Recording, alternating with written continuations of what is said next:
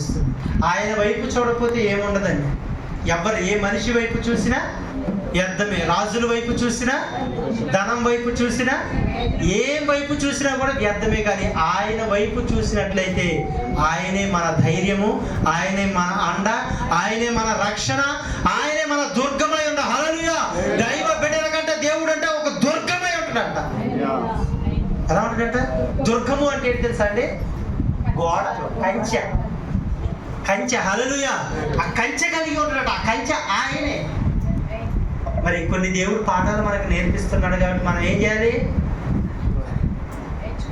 యారా బాను పాఠాలు టీచర్ మీకు చెప్తే మీరేం చేయాలా? శ్రద్ధగా వినాలి, అవి నేర్చుకోవాలి. అర్థమవుతుందండి? దేవుడు కొన్ని పాఠాలు మనకు చెప్తా ఉంటాడు, అవి నేర్చుకోవాలి.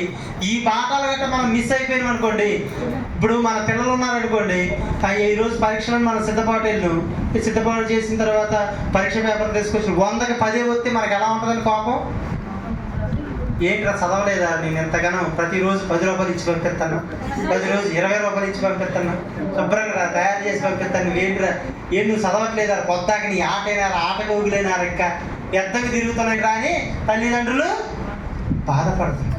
మన చూసి దేవుడు బాధపడకూడదు. మనం కూడా ఆటగోగులుగా మన పిల్లలు ఆటల వైపే పోతా ఉంటే వ్యర్థంగా తిరుగుతాంటే మనకి ఎంత బాధ ఉంటుంది. ఆ తల్లిదండ్రులు నా మాట వినట్లేదులే ఎంతో బాధ ఉంటుంది. కానీ దేవుడు కూడా అది ఆ విశ్వాసాన్ని విడిచిపెట్టద్దని దేవుడు మాట్లాడదు. ధైర్యంగా ఉండమని మాట్లాడు, సహనం కలిగి ఉండమంటాడు, ఓర్పు కలిగి ఉండమంటాడు, ప్రార్థన చేసుకోమంటాడు, మేలు కలుగుటికి ఎన్ని చేయమన్నాడు. ఇప్పుడు ఇన్ని మాటలు మనం వింటున్నాం, ఇప్పుడే కాదు ఎన్నో మాటలు వింటున్నాం మనం. మనకి ఎన్ని మార్కులు వచ్చినాయో ఒక్కసారి ఇంటికి వెళ్ళిన తర్వాత ఆలోచించుకోండి. ఇప్పుడే కొంతమందికి అర్థమై ఉంటుంది అనుకోండి. ఇంటికి వెళ్ళిన తర్వాత ఆలోచించండి. ఒకవేళ ఎదురు కాదని నేను అంటాను, ఖచ్చితంగా ఎదురైనప్పుడు నీకు ఎన్ని మార్కులు వస్తాయో అప్పుడు నువ్వు ఆలోచించు. హల్లెలూయా. దేవునికి స్తోత్రం.